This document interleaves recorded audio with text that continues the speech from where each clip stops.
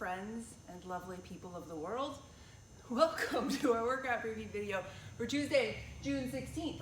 Let me start by reminding you that our Reps for a Reason fundraiser is going on this whole week, all right?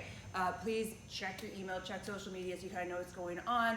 There's a link to officially sign up for the event. There's a workout to be done, a fundraiser component, all sort of in support of the Black Lives Matter movement right now. A lot of ways that you can help and contribute and that we can kind of work together as a community to do good things for the folks who need our help right now.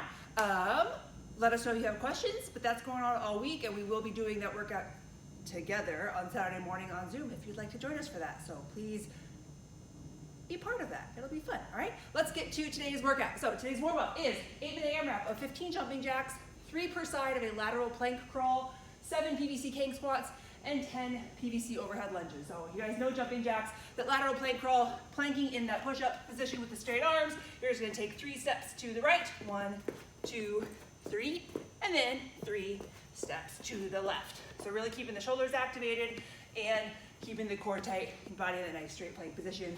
King squats, I believe you are familiar with at this point. Overhead lunges, take sort of a nice wide grip on that, stepping forward or backwards, but warming up through those shoulders as well as through the legs and the glutes. All right, stepping forward or backward on your lunges. After that, you'll take a couple minutes to roll through the PVC group circle, get a little more mobility through the shoulders and the rest of the body before we get into our strength and technique for today. So we're doing a little superset of Turkish get-ups and then pulling or rowing. For the Turkish get-ups, we have included the video reminder on how to go through the steps of the Turkish get-up down below. As per usual with those, I would encourage you to increase weight or difficulty if you can. Turkish get up your household items or your pets or whatever you see fit and safe. But you'll be doing 2 per side for 5 rounds. Okay, so watch that video below if you need a little bit of reminder on that. You'll be alternating that with 7 pull-ups or bent rows. So if you've got that pull-up bar or you've figured out a ring row scenario or a towel row, something like that, do that pull-up variation. Otherwise, you'll be doing the bent rows that we've been including a lot. As we've talked about over the last couple weeks, you can certainly do a double-armed hinge, nice flat back here.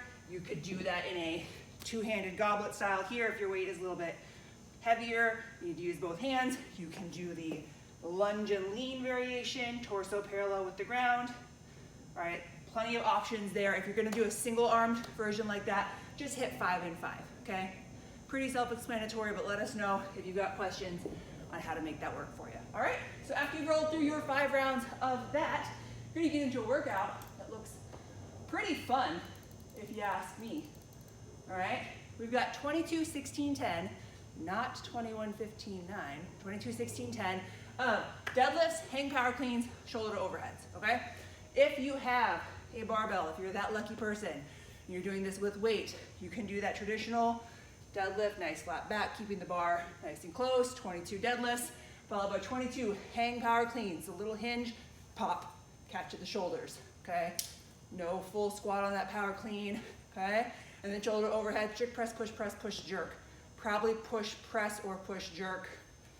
Using those legs, getting that full lockout or a little rebend if that weight starts to get spicy, okay? So 22 of each, 16 of each, 10 of each.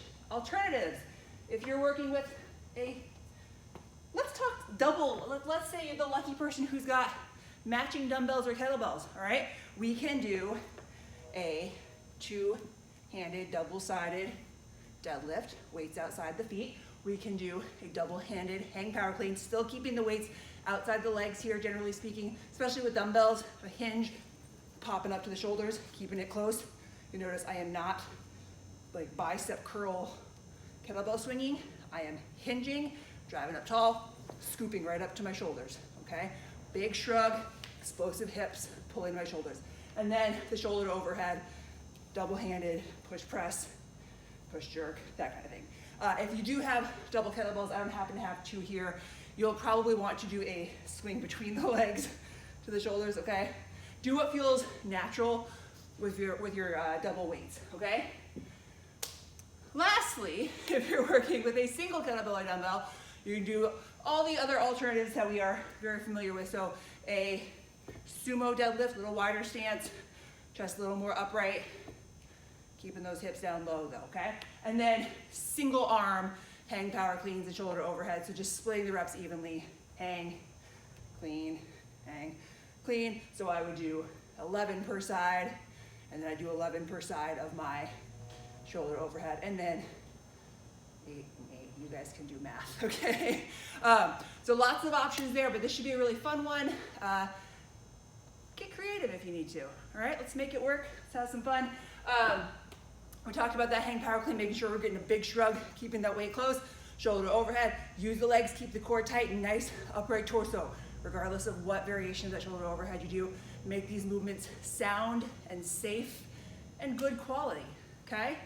Hit us up with questions, log your score in Tribe. Let's see how we can do on this. Got a 16-minute cap on it.